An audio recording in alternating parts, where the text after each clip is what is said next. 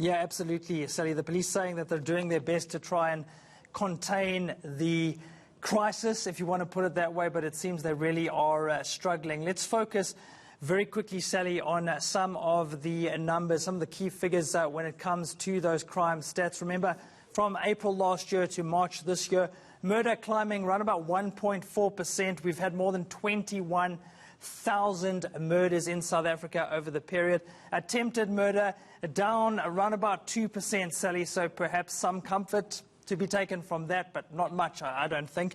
In terms of assault with intention to perform grievous bodily harm, that's down 2.5%, so a little bit of progress in terms of that, Sally. But this one, I think, is really, really concerning. Robbery with aggravating circumstances up almost 3%. 144,000 violent robberies in South Africa during that 12-month period. And this is interesting. We spoke to a security analyst a little bit earlier in the day, Sally.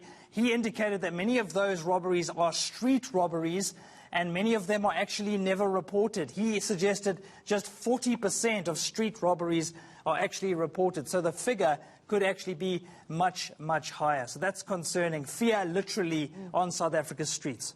Absolutely, and when you look at the gender-based violence stats, they are equally disheartening. You know, 2 years ago, the government held a gender violence summit. 2 years later, what's it, 116 rapes every day? Yeah, absolutely. There was a lot of hope at that stage. It was November 2018. The president was there committing to fight this scourge of violence against women, but it seems the police are really, really struggling. Let's focus on those numbers very quickly.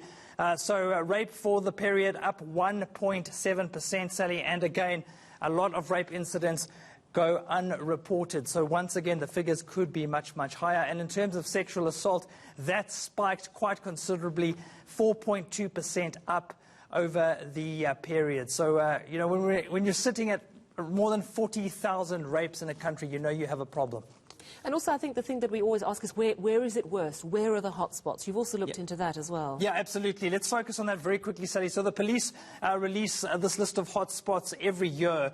This is the top 4 in terms of murder cases. Of course, more popular areas or populous areas will likely have higher numbers, but these are the usual suspects, I'm afraid. The hotspots tend to remain the same over the last few years, and that really is a concern. I want to focus on Inanda and Umlazi in KZN, Sally. The police minister actually mentioned these two areas, these two police stations. Sharp rises there, 10.5% for Inanda and almost 18% for Umlazi. That's in terms of murder cases. Let's focus on the rape cases.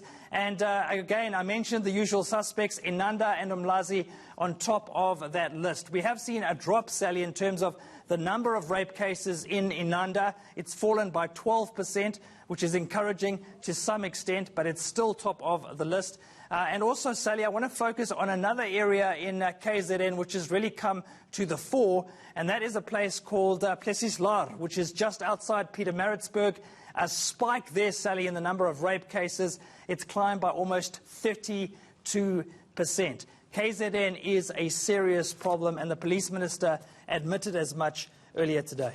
Well, thank you for that grim reality check, Michael Marilia.